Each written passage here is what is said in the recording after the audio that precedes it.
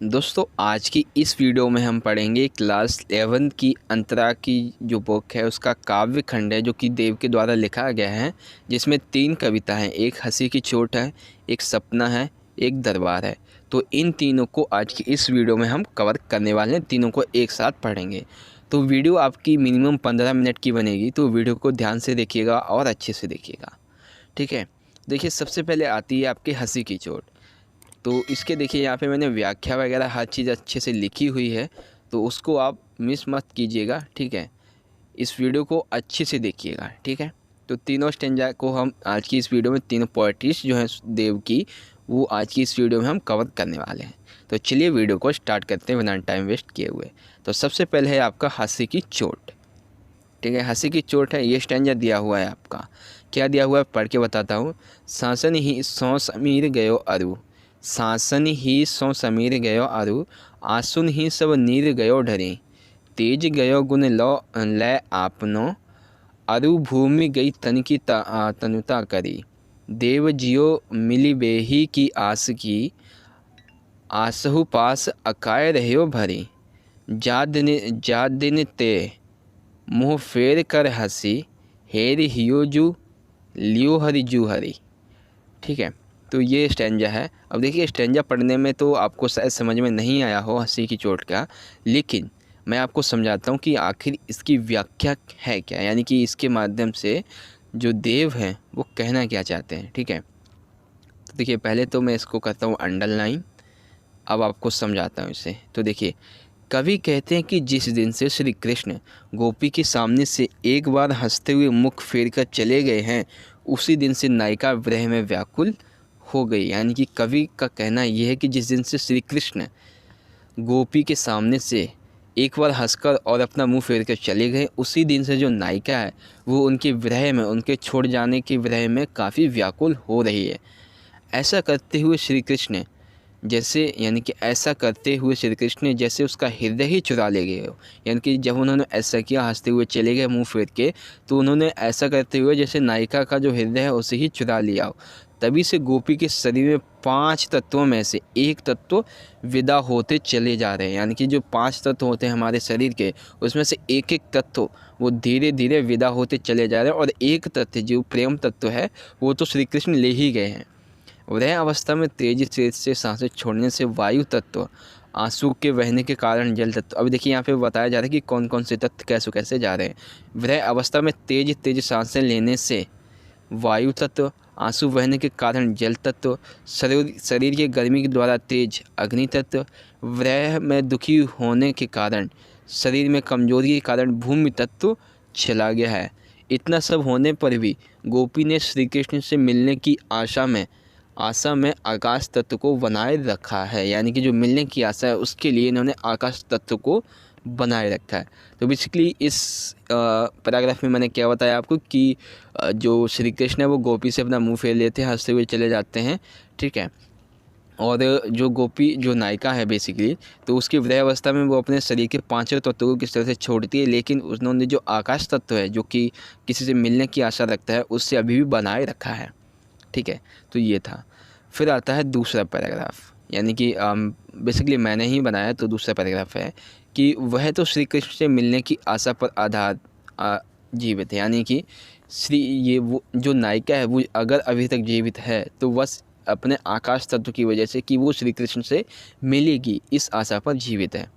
जिस दिन से श्री कृष्ण ने गोपी की तरफ से मुँह फेर लिया है, तभी से उसका दिल उनके साथ चला गया। यानी कि जिस दिन से श्री कृष्ण ने नायिका से अपना मुंह फेर लिया है, उसी दिन से जो उनका दिल है, नायिका का जो दिल है, वो श्री कृष्ण के पास चला गया है। गोपी के मुख से हंसी गायब हो गई है।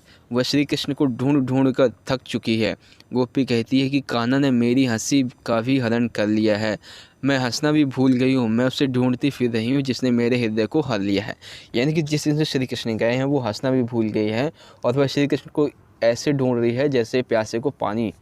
इस तरह से वो, जैसे एक कोई मरने वाला व्यक्ति होता है उसे ज़िंदगी चाहिए होती, तो उसी तरह से वो भी अपने श्री कृष्ण को ढूंढ रही है, ठीक है।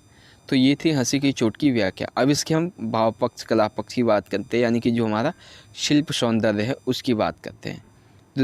तो देखिए शिल्प सौंदर्य क्या है कि संपूर्ण सवैये में अतिशयोक्ति अलंकार का प्रयोग किया है। अतिशयोक्ति यानी कि यहाँ पे बढ़ा चढ़ा के बात की गई है, ठीक है। और यहाँ पे कहा गया कि जो मतलब कि किसी एक व्यक्ति का किसी एक दूसरे के व्यक्ति के ऊपर इंटेग्रेटिव यहाँ पे मतलब कि दूसरी तरह से उपयोग किया गया है, ठीक है। गोपी के विरह को बढ़ा चढ़ाकर यानी कि अतिशयोक्तिपूर्ण वर्णन किया गया है।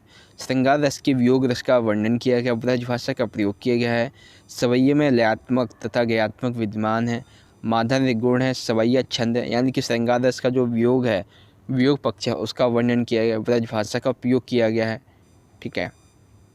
उसके बाद है अनुप्रास अलंकार का उपयोग किया है।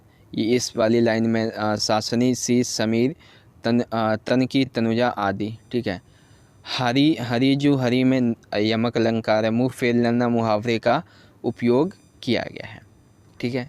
तो हंसी की चोट का जो स्टैंजा है और जो व्याख्या वो एक बार दोबारा देख लीजिए। ये हंसी की चोट है और उसके बाद ये व्याख्या है और उसके बाद ये कला जो शिल्प सौंदर्य है, कला पक्षी जिसको कहते हैं वो है। अब हम बात करते हैं सपना के बारे में, यानी कि जो आपका सपना पोएट्री है उसके बारे में। तो देखिए सपना को हम पढ़ के बताते हैं कि सपने में क्या है। देखिए झझरी झझरी एक मिनट, जहरी जहरी झीनी बूंद है परती मानो, गहरी गहरी घटा घेरी है गगन में, आनी कहो श्याम से श्याम मोशो चली झूलिवे को आज, फूली न समानी भई ऐसी ही मगन में, चाहत उठेरी उठ गई से निगोड़ी नींद, सो गए भाग गए मेरे जानी व जागन में, आँख खोली देखी तो घन है न घनश्याम, वे छाई बूंदे हैं आंसू हवे धगन में, ठीक है। तो देखिए इस लाइनों के माध्यम से क्या कहना चाहते हैं कि देखिए हम व्याख्या की बात कर लेते हैं। बेसिकली यहाँ पे जो एक गोपी होती है वो एक सपना देख रही होती है और तो सपने में श्याम को अपने पास आते हुए कहते हैं, श्याम उससे कहते हैं आके कि गोपी चलो हम बाग में चलते हैं, झूला झूलेंगे, रास करेंगे, ठीक है। वो ऐसा सपना देख ही रही होती है कि अचानक उसकी नींद टूट जाती है। तो ये बताया जा रहा है इसमें, ठीक है। तो कविता की व्याख्या देखिए किस तरह से करेंगे। यह कविता की व्याख्या कि गोपी कहती है कि मैंने सपने में देखा कि झरझर की आवाज़ के साथ हल्की हल्की बूंदें पड़ रही हैं, यानी कि हल्की हल्की सी बारिश हो रही है। आकाश में गड़गड़ाहट करते हुए बादल छाए हुए। उसी समय श्री कृष्ण मेरे पास आकर कहते हैं कि चलो झूला झूलते हैं, और आनंद में मग्न होकर मैं बहुत खुश हो रही थी। यानी कि गोपी कहती है कि मैंने सपने में देखा कि बूंदों की आवाज़ आ रही है, हल्की हल्की बूंदें पड़ रही हैं, हल्की हल्की बारिश हो रही है बाहर, और आकाश में गड़गड़ाहट हो रही है जैसे बादल छाए हुए हैं, ठीक है। और उसी दौरान इसी बीच ऐसे सुहावने मौसम में श्री कृष्ण उसके पास आते हैं और कहते हैं कि हे सखी, हे गोपी, चलो झूला झूलते हैं और रास रचाते हैं। तो ऐसे में जो गोपी है वो आनंद में मग्न होकर बहुत खुश हो रही होती है सपने के अंदर, ठीक है। मैं उठना चाहती थी कि अभागी नींद खुल गई। यानी कि जैसे श्री कृष्ण ने बुलाया कि चलो गोपी चलते हैं झूला झूलने के लिए, रास रचाने के लिए, तो जैसे ही वो बिस्तर से उठना चाहती थी तो वैसे ही जो उसकी निगोड़ी नींद है वो एकदम से खुल गई। मेरा भाग्य ही खराब था कि मेरी नींद खुल गई और मैं कृष्ण के सहचार का आनंद ना उठा सकी। यानी कि वो अपने भाग्य को कोसती है कि कैसा मेरा भाग्य है, जब श्री कृष्ण ने मुझे सपने में बुलाया चलने के लिए तो निगोड़ी मेरी नींद ही खुल गई। मेरा तो भाग्य ही खराब है, मैं श्री कृष्ण के प्रेम को भी उसका आनंद नहीं उठा पाई, ठीक है। आंखें खुली तो देखा कि ना बादल थे ना श्री कृष्ण ने उन्हें, यानी कि उन्होंने कहा, देव कहते हैं कि जब गोपी की आंखें खुली तब उसने देखा कि ना तो वहाँ पे बादल थे ना ही तो श्री कृष्ण थे। कृष्ण से मिलन का वह आनंद अब विरह की वेदना के रूप में बदल चुका था। यानी कि कृष्ण से मिलने का जो आनंद था उनका, अब वो एक विरह की वेदना में यहाँ पे बदल चुका था, ठीक है। उसके बाद देखिए शिल्प सौंदर्य यहाँ पे दिया हुआ है। अब शिल्प सौंदर्य में क्या है कि कोमल कांत पदावली युक्त ब्रजभाषा का प्रयोग किया गया है। श्रृंगार के दोनों पक्ष संयोग व वियोग रस को एक साथ प्रस्तुत किया गया है।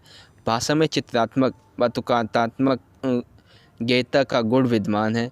कवि छंद का प्रयोग किया गया है, ठीक है। फिर देखिए यहाँ पे अलंकार का प्रयोग किया गया है, मुहावरे का प्रयोग किया गया है, माधुर्य गुण है, ठीक है। नींद का खुलना और भाग्य का सोना, विरोधाभास से गोपी की पीड़ा की अभिव्यक्ति यहाँ पे हुई है, ठीक है। तो ये था शिल्प सौंदर्य आपका जो दूसरा स्टैंजा है उसका, और ये है आपका सपना कविता का यहाँ पे व्याख्या, और ये है उसका स्टैंजा। ठीक है, तो ये आप आई होप आपको सपना कविता का स्टैंजा और उसकी व्याख्या समझ में आई होगी। ठीक है, तो अब हमारी जो अगली कविता आती है वो है दरबार।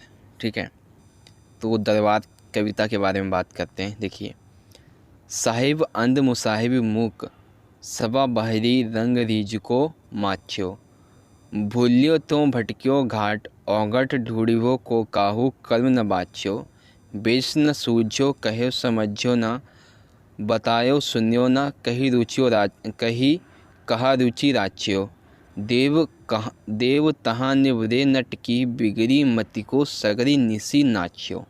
अब देखिए इन लाइंस का क्या मतलब है, तो इसकी व्याख्या की हम बात करते हैं सिंपल सी। तो देखिए, सबसे पहले मैं स्टैंजा फर्स्ट की बात करते हैं, मतलब कि 3 पैराग्राफ बनाए। पहले पैराग्राफ की बात करते हैं, कविता जो दरबार है उसकी व्याख्या। प्रस्तुत सवैये में कवि देव ने अपने समय के दरबारी तथा सामंती वातावरण पर करारी चोट करते हुए कहा, यानी कि उस समय की जो दरबारी व्यवस्था थी, सामंती व्यवस्था थी, उस व्यवस्था के ऊपर जो देव हैं उन्होंने चोट करते हुए कहा कि उसके प्रति एक असंतोष उन्होंने प्रकट किया है। क्यों? कवि का कहना है कि भोग विलासिता से पूर्ण वातावरण में काव्य और कला का कोई मोल नहीं है, सभी लोग मात्र चाटुकारिता व अपने स्वार्थ सिद्धि में ही लगे हुए हैं। यानी कि भोग विलासिता के जीवन में, ऐसे पूर्ण वातावरण में कला और काव्य का कोई भी वहाँ पे मोल नहीं है, सभी लोग मात्र अपने ही स्वार्थ के लिए जीते हैं। ठीक है, और कवि कहते हैं, जो देव हैं वो कहते हैं कि वर्तमान समाज में राधा अंधे हो चुके हैं, यानी कि आज के समाज में और उस समाज में भी राधा जो राजा थे वो अंधे हो चुके थे, दरबारी गूंगे थे तथा राजसभा बहरी बन चुकी थी। वे लोग सुंदर रंग रूप में सब कुछ लुटा रहे थे, यानी कि किसी वेश्या के ऊपर सब कुछ लुटा रहे थे सुंदर रंग रूप पे। राजा अपने फर्ज और जिम्मेदारियों को अनदेखा कर रहे थे, दरबारी चुप हैं। आम जनता की आवाज़ दब रही है, राजा और दरबारी अपना कर्तव्य को भुलाकर रूप सौंदर्य में खो रहे हैं, वह लोग सारे पतित कार्य कर रहे हैं। यानी कि जो देव हैं उनका कहना ये है कि आज के समाज के जो राजा हैं वो भी अंधे हो चुके हैं, जो दरबारी हैं वो भी अंधे हो चुके हैं, राज्यसभा पूरी बहरी बन चुकी है, जो आम जनता है उसकी आवाज़ दबती जा रही है। राजा और राज दरबारी राज्यसभा के लोग अपना कार्य भूल चुके हैं, बस वो लगे हैं तो एक ही चीज़ में, वो किस चीज़ में? पतित कार्य करने में, यानी कि वो कार्य जो उनका ओहदा है उनके हिसाब से करने चाहिए, उस कार्य को नहीं कर रहे हैं। बस एक कार्य में कि अपनी जिम्मेदारियों को छोड़ के बस वो पैसा बटोरने में, ठीक है, और मतलब कि नाच वगैरह देखने में, इन सब चीज़ों में लगे पड़े हैं। ठीक है, उसके बाद आता है इसका शिल्प सौंदर्य। तो शिल्प सौंदर्य क्या है? देखिए, सवैया छंद का प्रयोग किया गया है, लालित्यपूर्ण ब्रज भाषा का उपयोग किया गया है, अनुप्रास अलंकार का उपयोग किया गया है, भोग विलास के कारण आक्रामकता तथा अन्य जो उनकी बिगड़ चुकी है उसका उपयोग किया गया, और प्रसाद जो है वो यहाँ पे गुण बताया गया है। यह है शिल्प सौंदर्य। ठीक है, तो ये दरबार जो आपकी कविता है उसके स्टैंजा यहाँ पे देखिए, और ये है उसकी व्याख्या। तो आई होप आपको व्याख्या समझ में आई होगी। तो ये था आपका दरबार। तो सभी जो व्याख्याएं हैं, जो आपके पार्ट हैं, जैसे दरबार, हंसी की चोट, सपना, ये मैं आपको दोबारा से दिखा रहा हूँ। आप चाहें तो वीडियो को पॉज करके इसे पढ़ भी सकते हैं, अदरवाइज वीडियो को रिप्ले कर लीजिए, आपको पूरी की पूरी नॉलेज मिल जाएगी। ठीक है, तो ये सपना कविता जो है उसकी व्याख्या है सवैये की। ठीक है, यह है आपका स्टैंजा सपना वाला, और उसके बाद फिर आता है शिल्प सौंदर्य जो है आपका हंसी की चोट वाला। ठीक है, यह है उसकी व्याख्या, और ये है उसका मतलब कि स्टैंजा। तो आई होप दोस्तों कि आज की ये वीडियो आपको पसंद आई होगी। वीडियो अच्छी लगी तो लाइक करना, इस वीडियो को अधिक से अधिक इस वीडियो को अपने दोस्तों के साथ ज़रूर से शेयर करना। तो चलिए दोस्तों, मिलेंगे हम अगली वीडियो में अगले पोएट्री के साथ। तब तक के लिए आप पढ़ते रहिए, अपना ख्याल रखिए। धन्यवाद। जय हिंद, वंदे मातरम।